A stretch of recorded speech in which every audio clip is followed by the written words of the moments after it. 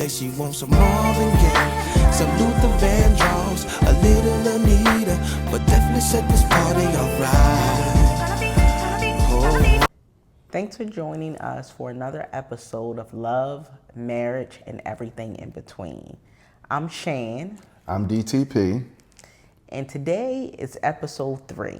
So we finally made some consistencies with knocking these episodes out. So here we are at episode 3. Right. And the good thing is that you said with your research, because you like to do the research, is that most podcasts don't make it because they lack. They never go through with the idea. They never record. They never upload the YouTube video. And I just want to give a disclaimer. I just had my braces adjusted, so my speech is going to be all over the place. But, you know, the idea never leaves the whiteboard. Right. So I think they said only 10% of people that have an idea of starting a podcast, only 10% actually go through with it. And that makes sense, because I know since we've been talking about it since the first of the year, we didn't start recording until March. Well, actually, we started talking about it last year. We did. Remember, we made the announcement that we was going to start a YouTube channel, and you know, life just happened. So I'm glad that we're finally here, and I'm glad that we are able to record episode 3. Absolutely, absolutely. So, a lot going on this week. March Madness. Our favorite men's team is out of it, Oregon. Yeah. Maryland is out of it, our hometown. Yeah. The boy Derek Queen represented. But women's basketball has been quite intriguing as well. I'm locked and loaded. I love basketball. You know, I played middle school basketball. I was a beast. I always talk about my middle school career. How tall are you again? I'm 5'2", you know. 5 feet. Yeah, so I love women's basketball. I've been locked and loaded. So LSU is gone. That was one of the teams I was rooting for. TSU is gone. I was rooting for Haley. But I do have some other players in their team that I really like. Of course, South Carolina. Of course, UConn. So those are my 2 teams that are left. How about you? I mean, I follow the same teams you do, LSU, South Carolina, but it's been a great year of basketball, and for women, the men's have to watch out, because women's basketball, I'm just really enjoying the fundamentals of the game, how it's being played. And if you think about it, the game has evolved from when you were playing, because women were not as skilled as they are now when you were playing. I know you can shoot and everything like that, but when I was playing, I was just shooting. Now, I mean, it's Euros, Malaysia Fawali. She's very exciting to watch. Catching alley-oop layups. It's totally different. So let me ask you this. How extensive you're talking about the game. Do you think in a relationship it's a necessity for a woman to know about sports if their man is involved in sports? Because I feel like when we were growing up, it was a cute, cool thing. Women like, I don't like sports, I don't know. But you got a lot of women that follow football now. Yeah. Most women that have children that play basketball will follow basketball. But what's your thoughts outside of that? I mean, if you're a woman and you don't have a child that plays basketball, your husband or your man didn't play basketball, you think it's essential for them to know the sport or follow the sport in 2025 that their significant other may follow? That's a great question. I wouldn't say essential. However, I will say that it would help the relationship, you know, especially if you have a partner that is centered around sports. I know back in the day you used to love football, and Sunday it was all about football. So I kind of got into football because of that, because I wanted to spend time with you. So I do think that it is good to try to get into it, but I wouldn't say it's essential, because sometimes you may have a partner that want that time alone with the guys and things like that. Oh yeah, absolutely. You know, so you want your time with the guys, but In 2025, you think it's okay for women to not know anything about sports? Like anything? Like, Well, I mean, I wouldn't say that's a deal breaker.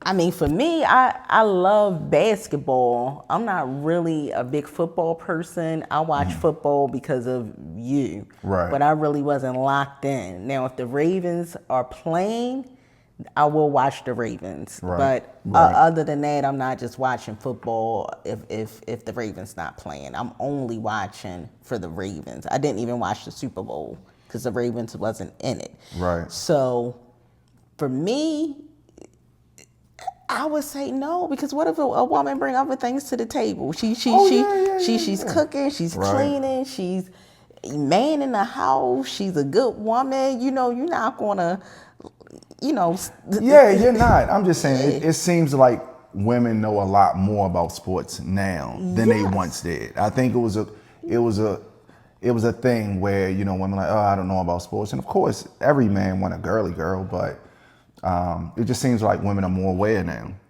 I'm not a girly girl. You say that, but you are. I'm a hybrid. A hybrid? I'm a hybrid. A hybrid between what? What's the alternative to a girly girl? A tomboy. Like, Because you play sports don't make you a tomboy, though. I'm a little of both. I wouldn't consider myself, I don't know, girly. Maybe you did. But, You are.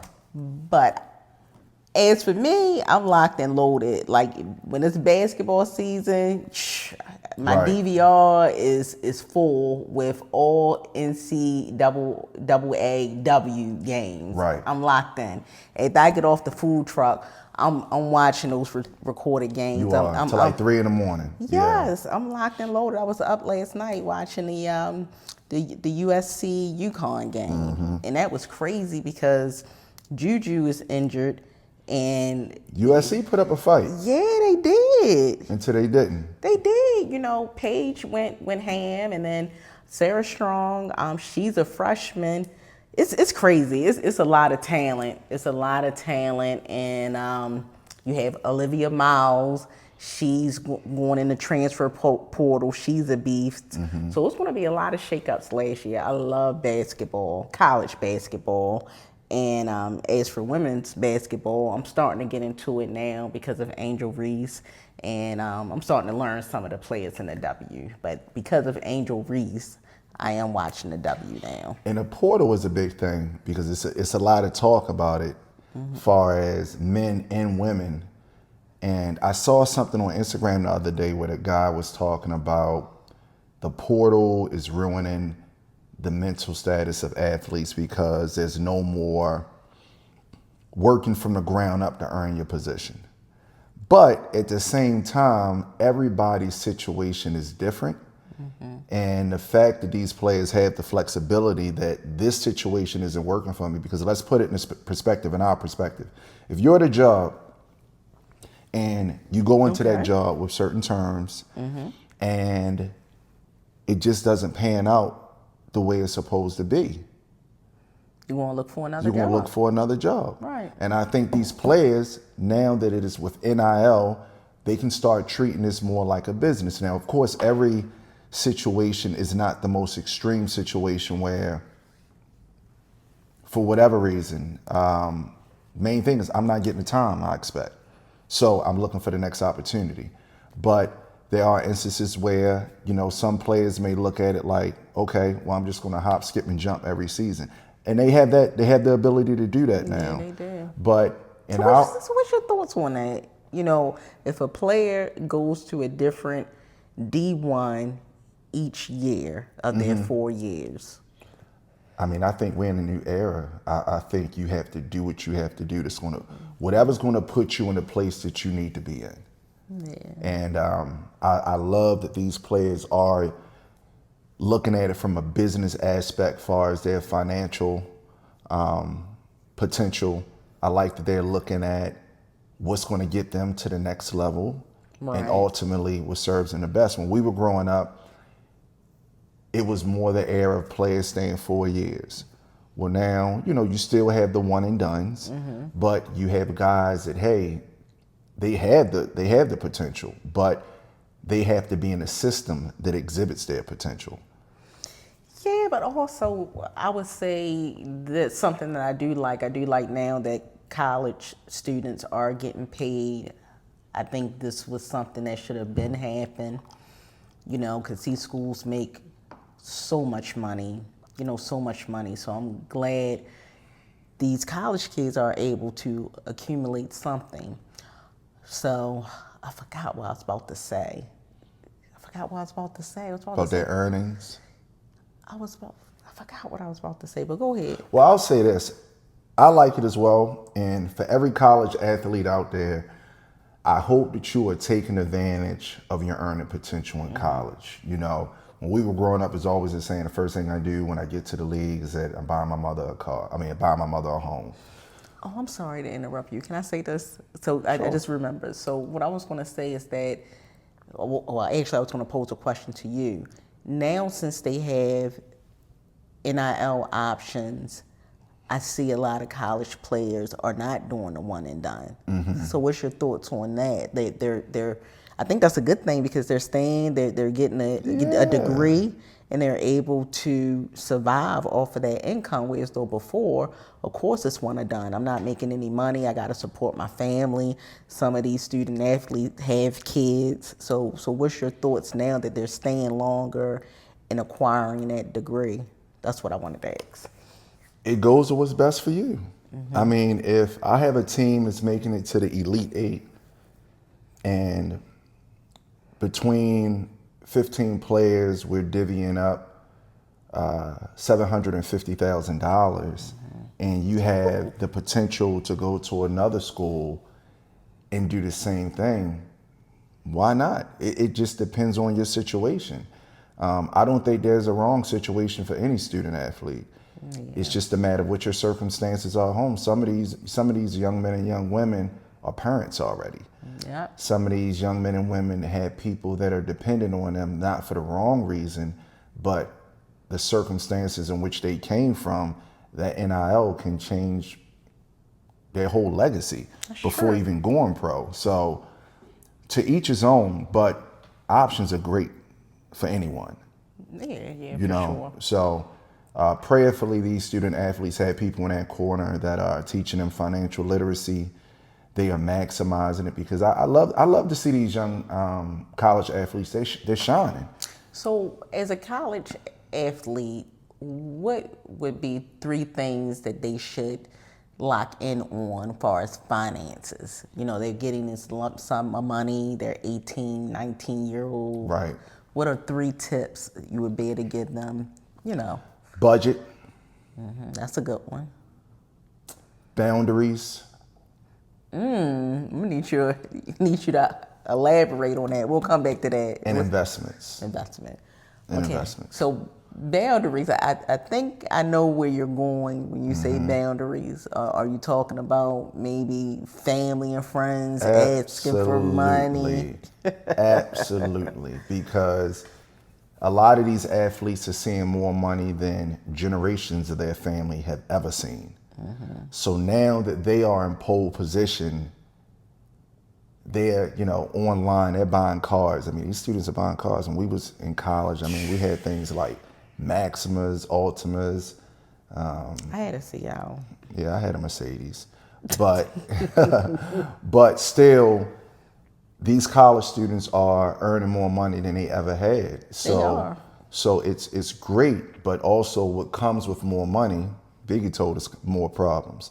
So those boundaries are very important, that they are locked in on their goal, because at the end of the day, they're in the gym, they're working on their craft. They have long days and long nights traveling, 3 days, 4 days. Mm-hmm. So it's important to put fences up around you and keep those within your fence that are actually supporting you, they're encouraging you, and they provide value to you. Whatever is important to you, they are providing value to you. Because it's easy to be around you when you're spending thousands and thousands of dollars. Yeah. So boundaries is very, very, very important. And budget, because in college, how much money do you actually need to live on for the year? It's great if you're, I read one school, I forgot, I think each student was receiving a payout of almost $250,000 apiece. Wow. So that's great, right?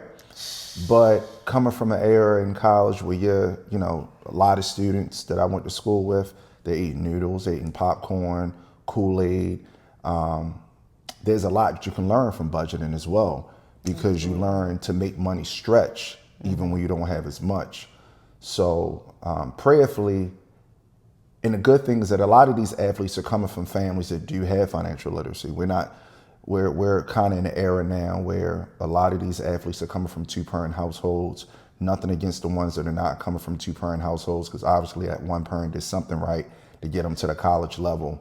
But it's imperative that they understand, and I know that's hard to tell a 19 or a 20-year-old budget, boundaries, because you're thinking all your friends, when I make it, you make it. Man, listen, save that bread, invest, and if you're not familiar with the process of investing, don't just get a financial advisor. Search and vet a financial advisor that works for you, that has reviews, that has people that can speak to what they've done for them and growing their money. Absolutely. And if it takes you a year, you sit on that money, put that money in a CD, put that money in something that gets, even if it's not a lot of interest, a mutual fund, and you sit on that money until you find the right person. Because what we don't want to see is, now that these athletes are in pole position to change their legacy and change their whole life, is to have a CPA or a financial advisor that takes advantage of them, like we've seen so often with athletes in the past. Yeah, it seems like the new generation is a little bit more savvy with that, because, thankfully the older players have came out and told their stories, like the Allen Iverson. Shout out to them. What's the other guy? Jamison used to like. Warren Dixon. Yeah, they have been very vocal about, Terrell Owens. Trusting their accountant, and, they realized that their accountant was taking money from them. So Yeah. So I think this generation of athletes, they have it, but boundaries, budget, and investments. That's a good 3. Yeah, that's a good 3. So in news today, there's a Georgia man that was arrested. I want to get this gentleman's name, because this is all over the media right now. But his name is Chris Lewis. He's 24, and he was arrested because he has 3 children. He has a 10-year-old, a 6-year-old, and a 1-year-old that he left at McDonald's while he went to a job interview. Okay. So what's your thoughts on that? Well, I would say this first. I did see that story, and my first reaction was, wow, this man is trying to get a job. So that was my first reaction. And then my second reaction was, he didn't have nobody else to watch the kids. It's just, my heart actually goes out for him, and I hope McDonald's step up and, perhaps maybe help this guy out, help him out with bail, help him out, offer him a job. But to see a black man trying to do something right, he's not robbing, he's not killing, he's trying to get a job to support his 3 children. Of course, it was a bad idea, to leave a 10-year-old with the 1-year-old. Now, let's keep it real. Well, in Maryland, you can leave a child alone at 8. At 8. Yeah, which is true. But I think the 1-year-old is probably what got things dicey, perhaps. Maybe the 1-year-old was crying and made the situation a little hot. But maybe if the 10-year-old and the 6-year-old was the only 2, maybe things would have panned out. Or, maybe have them set up in the car with the windows rolled down, I don't know, and you have like one of the kids have an iPad where you could check on them, FaceTime, but I don't know. I just feel bad for the guy. It's a sad story. Everybody is going through challenges and just trying to make it, and hopefully, prayerfully, McDonald's will step up. I think it would be a good look. It'd be a good look. These corporations always want a PR moment. I think this would be a good PR moment. I agree. What's your thoughts? So is this more of a bad decision or desperate times calls for desperate measures? I think it's both. I mean, it was definitely a bad decision.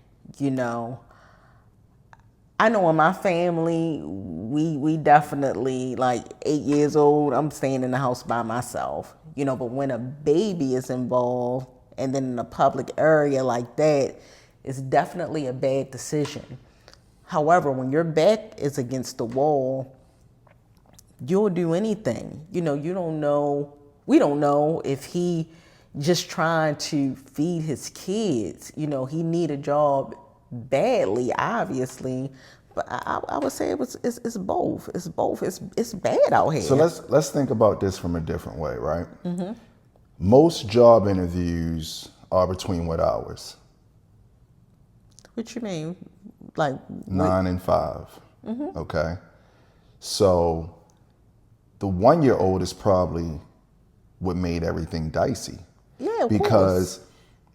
If he left them in McDonald's, he had no one to watch his kids. Mm-hmm. The 10-year-old and the 6-year-old would normally be in school during the hours of an interview. Mm-hmm. Let's just assume it's a 9 to 5 job. The 6-year-old is in what, first grade? Yeah. The 10-year-old is in 5th grade? Yeah. So maybe the 10 and the 6, y'all got to stay home today. We gonna play a little zone defense on the 1-year-old because daddy has a job interview. Mm-hmm. So that's the first part of it, right? So I'm assuming this was during the day. So he probably had to keep 2 kids home to watch the 1 kid to get this job, to possibly be able to play for childcare, whatever else he has to do. Right. All right. The other part is that I'm sure if he had a different circumstance, it's better. But I'm thinking in a different way. McDonald's, you have people in and out.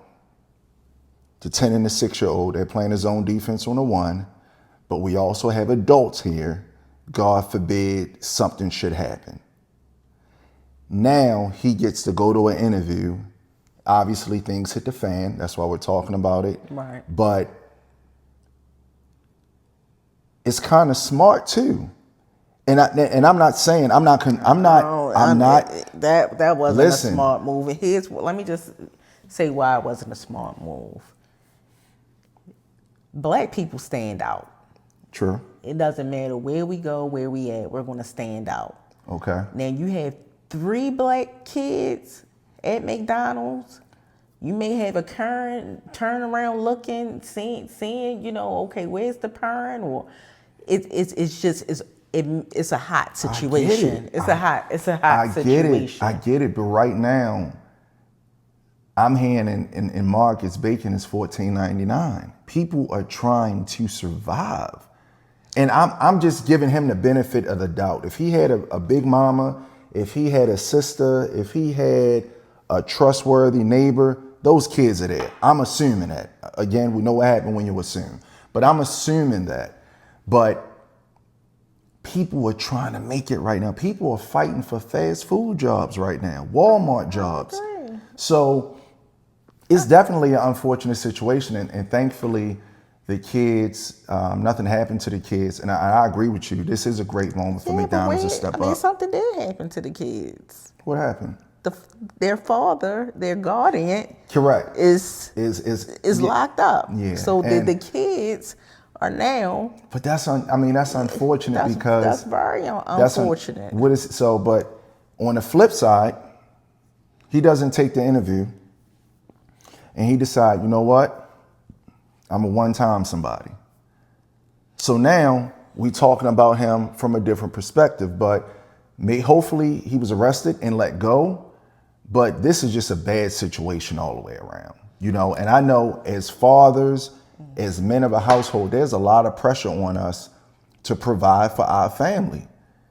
So again, I'm not condoning leaving your children in a public place, but when your back is, come on, what's the movie we always talk about? John Q.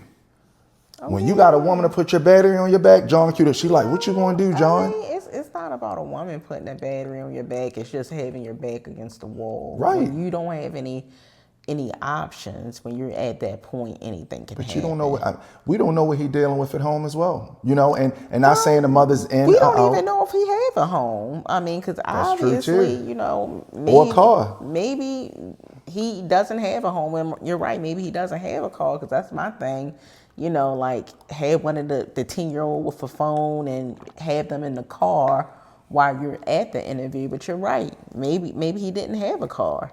You know, it's just messed up, man. It's like right now you hear so many stories and it's just like, wow, this is where we at right now in the world. It's so much chaos. It's chaotic. It's a lot. And I think it's by design, but that leads me to something else, because this man didn't have a babysitter, and we talk about this a lot, but man, it's not one family member, just one family member that you can count on to watch your kids for an hour for an interview. So I think that's by design too. I mean, what is happening to our families where in our community, it seems like there's so much dysfunction within Black families? And not saying that all ethnicities don't have issues, but you hear more commonly than you ever have, in my opinion, of families not communicating, turmoil within the family, family members not talking for years, family members are not seeing each other, families are not doing the things we used to do. And I just want to say this, and I'll let you talk. I'd be willing to bet that most of us that were born late 70s, I would just say the 70s period, 80s, maybe some of the early 90s, are all doing better than our parents were. Yet, there were much more memories. There were much more connections within the family when everyone wasn't as successful. There was more rallying behind each other. And now you have so many of us that are doing well, but have we sacrificed family for wealth and success? Wow, that's a great question. You might have me in here crying, you know, with that topic. I ask myself that question, you know, a lot. From as far as my family is concerned, I feel like things changed when my mother passed away. You know, I felt like my mother was the glue, and it's like when she passed away, things changed, and then it's like a thread, you know, slowly just being torn apart. You know, people are successful within the family, but everybody is in their own silo, and it's not the same. You know, my mother was definitely the glue, but it's not the same. It's not the same, and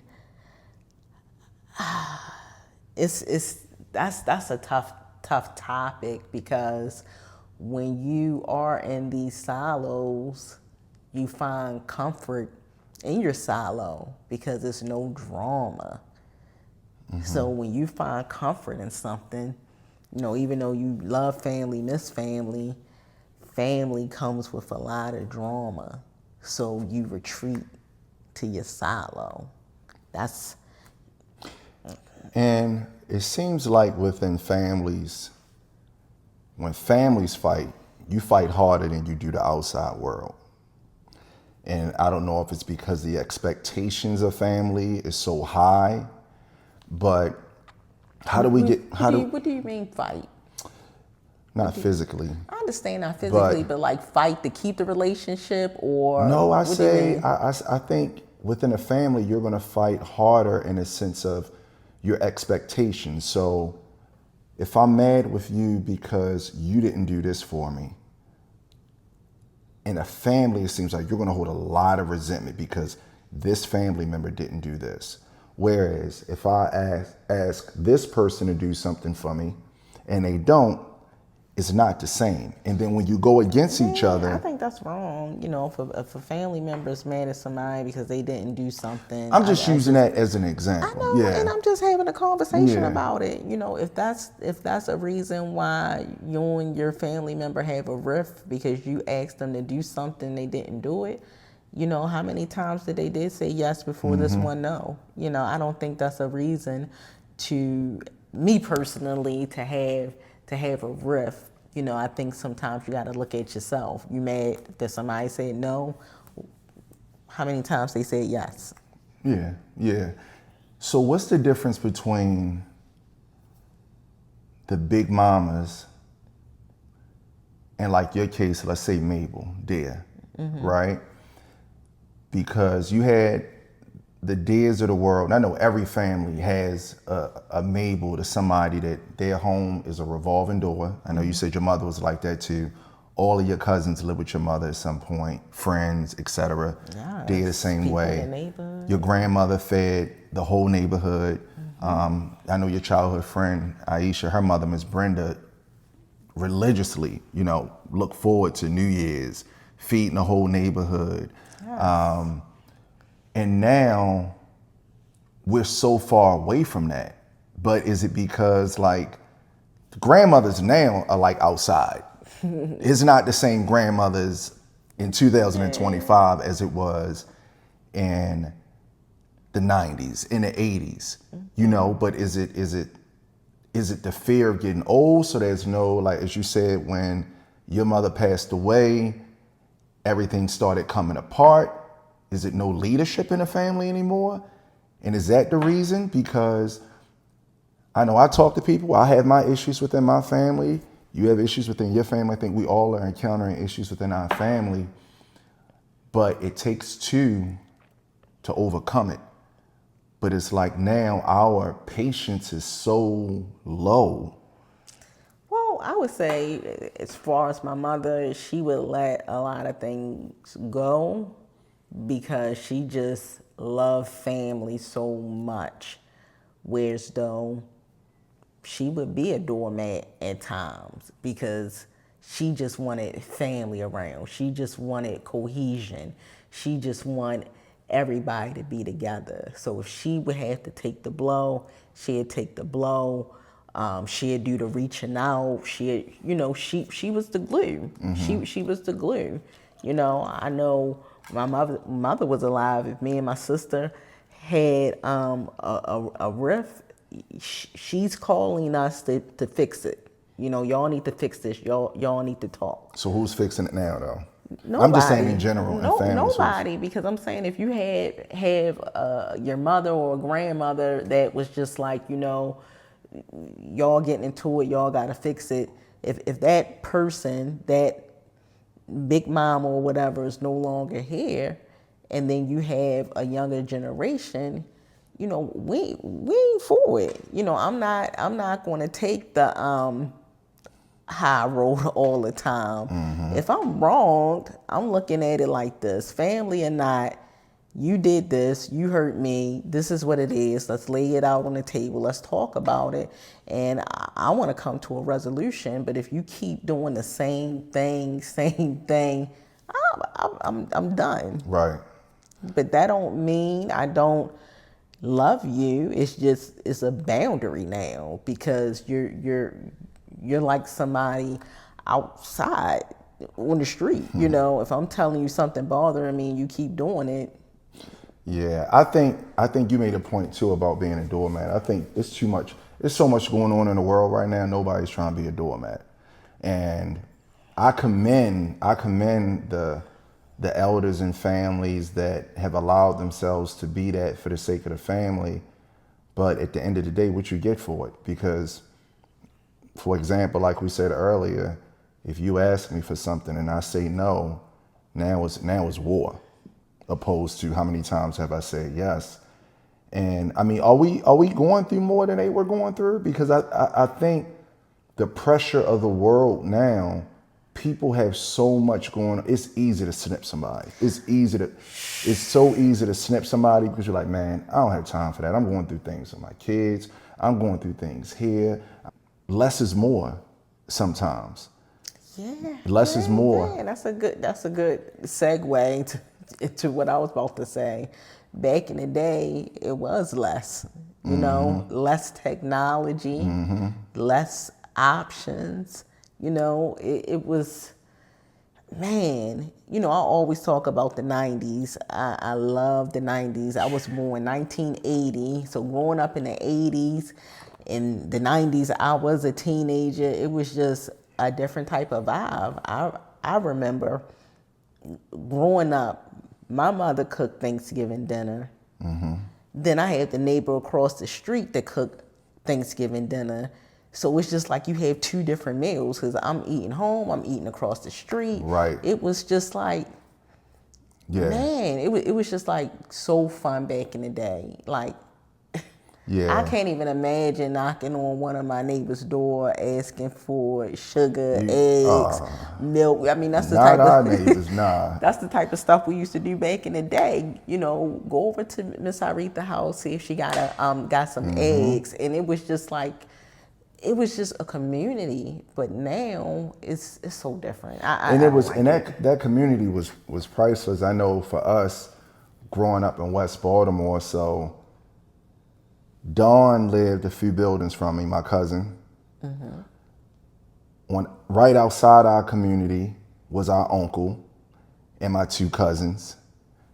A building down from my uncle was my grandfather's house. And then across the way in Forest Heights was my Uncle Ronnie. So we always had somewhere to go, and we seen each other so frequently because it seemed like things wasn't as fast paced. On top of that, we had family dinner at least twice a month. And when that wasn't happening, you being at your uncle's house, your aunt might come over there to talk with your uncle. You see your aunt. So everybody is chasing a bag, they're chasing an opportunity. And in doing that, we're losing the connections. Yeah, the connection is the gone. connections are gone, and you find yourself reminiscing about memories 30 years ago. All the time. Yeah, but if you're reminiscing about memories 30, if you're reminiscing about memories 30 years ago, it's like, what about the memories from last month that are none? What about the memories from Christmas? There are none. What about the memories from last year? There are none. Yeah, that's a topic. We're gonna have to do a whole episode on that, because also with our kids, you know, having kids in this society right now, all they want to do is play the video games and, you know, be to themselves. They don't want to hang out. When I was growing up, okay, we was hanging out with our mother. Where we going? We going to King's Court. We going to Sizzlers. We going to East Point Mall. Not Sizzlers. Yes, we was going to Sizzlers. Sizzlers was like Ruth Chris back then. Yeah, we going to Sizzlers. Kinda. All you can eat shrimp. Yeah. Like when my mother say we rolling. Blockbusters. We going somewhere. We rolling. Right. We are getting in that Camaro and we are rolling. I asked our, you know, kids to go somewhere, and I keep saying kids, but we have a young adult Definitely and a teenager. not kids. But I asked them to roll with me. The first thing they ask, how long you gonna be? How far is it? It's just like, it's so annoying. Yeah. They don't want to do nothing. So we talked about a problem. Okay. So if it's between you and I, what is the solution?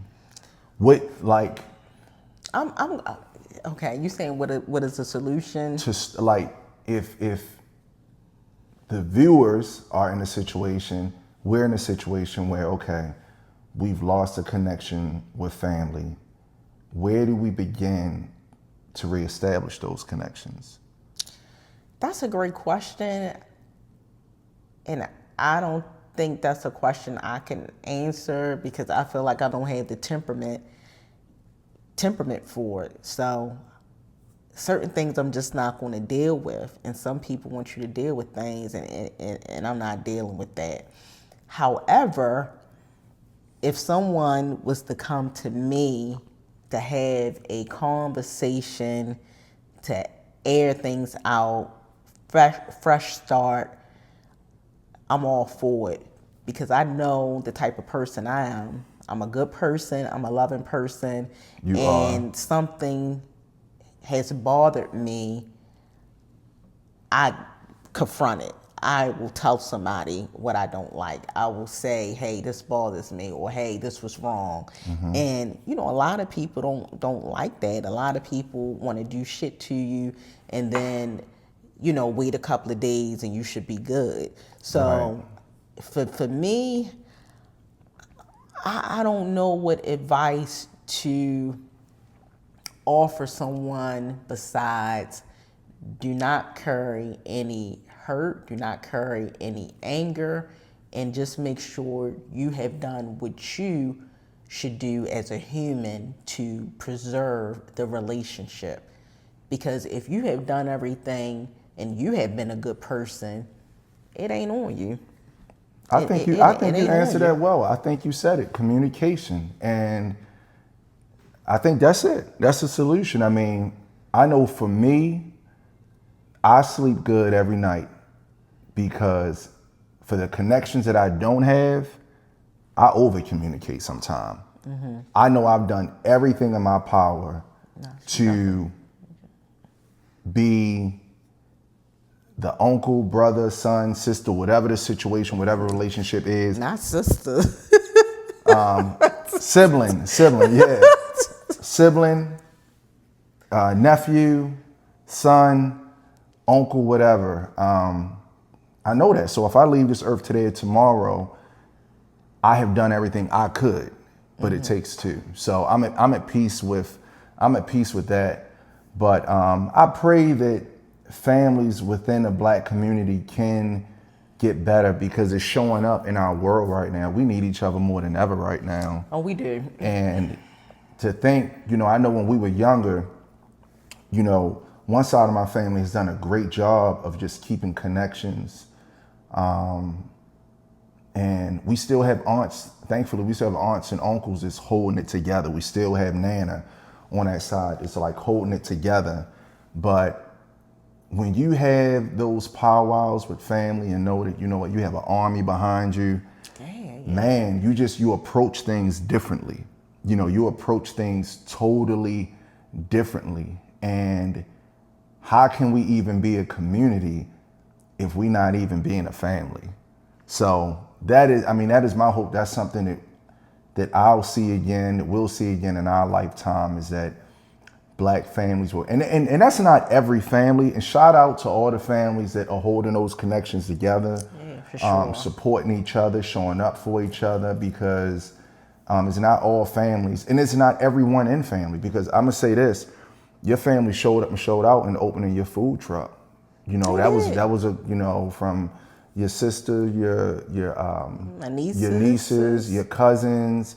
I mean, you had people working for you for free just because they wanted to see you be successful for your grandmother's legacy. So, and that was a good feeling. Yeah, that was a great feeling. So it's good and bad. So nothing is going to be perfect, but that's my hope, because right now we need each other. We got an uphill battle that we are facing in 2025 in this country, and support has never hurt anyone.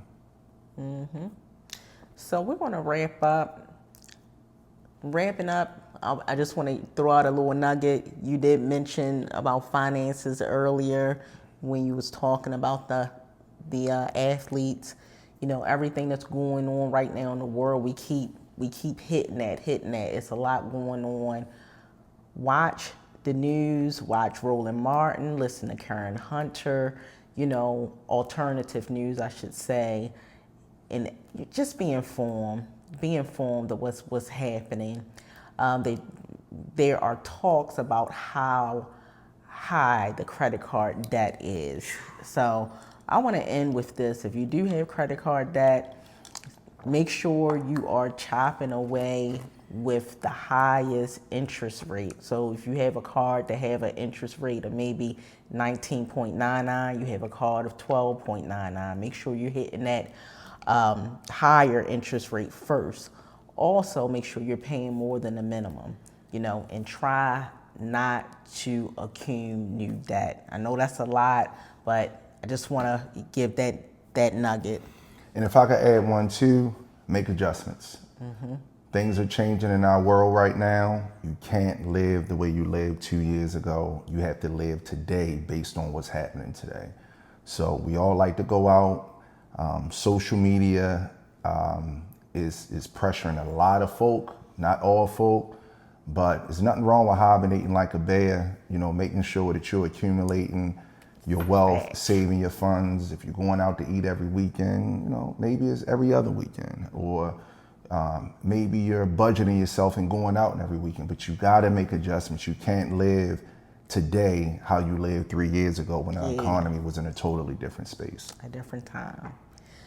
So as we wrap up, just want to thank everyone for tuning in. Please subscribe.